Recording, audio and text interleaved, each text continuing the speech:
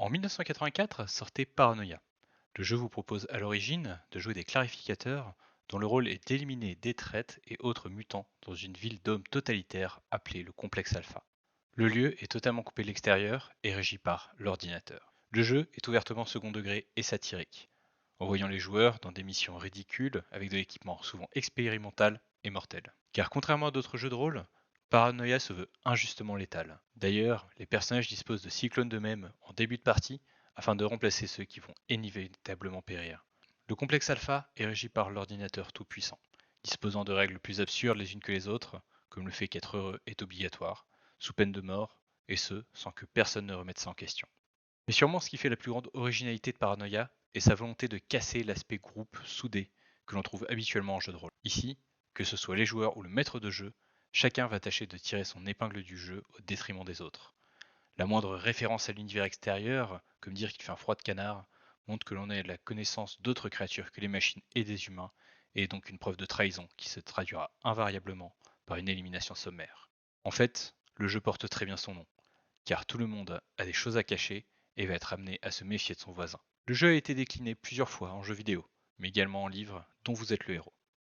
Forcément, un jeu qui a eu un tel impact a généré des émules. Et aujourd'hui, je vais vous présenter 3 alternatives à ce grand classique du jeu de rôle. Sorti en 2020, Gobelin qui s'en dédie vous propose de jouer des laquais, le petit personnel des suppôts du mal. Le jeu se veut ridiculeusement létal, et part du principe qu'en envoyant suffisamment de monde pour accomplir une tâche, celle-ci devrait pouvoir être accomplie. Vous allez donc pouvoir jouer tout un tas de créatures qui mourront tout au long de l'aventure, massacrées par des héros, par incompétence ou juste par stupidité. Le point fort de Gobelin qui s'en dédie est son côté absurde, mêlé à une action en continu. La création de personnages se fait en 2 jets de dés, et vous allez sans doute jouer tout un tas de créatures tout au long de la partie. Tout cela pour arriver à remplir des objectifs, parfois sans aucun intérêt. Sorti en 2007, Patient 13 vous propose de jouer des personnages enfermés dans un asile de fous. L'ambiance y est sale et poisseuse, il n'y a aucun lien avec le monde extérieur, et on peut même en venir à se demander si ceux-ci existent. Les joueurs vont devoir apprendre à découvrir et à comprendre les règles qui régissent leur petit univers, imposées par les médecins et les aides-soignants, dans une ambiance où la frontière entre la réalité et l'imagination reste totalement floue. Le point fort de Patient 13 est cette ambiance si particulière, où les joueurs restent dans un flou constant tout en cherchant à mieux comprendre le monde. Bien sûr, cela n'est pas sans risque, car le personnel soignant est intransigeant et peut s'avérer particulièrement sadique.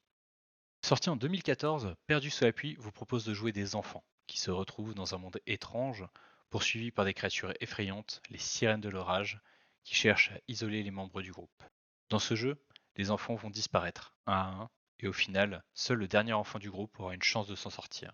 Le jeu utilise une mécanique très originale, car tous les joueurs seront maîtres de jeu en même temps pour le joueur dont c'est le tour, pouvant utiliser leur propre personnage comme PNJ. Le point fort de Perdu sous la pluie est sa gestion de l'adversité, car on va chercher à faire survivre son personnage, et ce au détriment des autres, car dans tous les cas, à la fin, il ne pourra en rester qu'un. En bonus, je vous propose le jeu de société Oui, Seigneur des Ténèbres. Le jeu vous propose de jouer des servants du mal qui cherchent à échapper à la colère de leur maître après avoir échoué lamentablement une mission, et ce, en rejetant la faute de leur échec sur leurs collègues respectifs.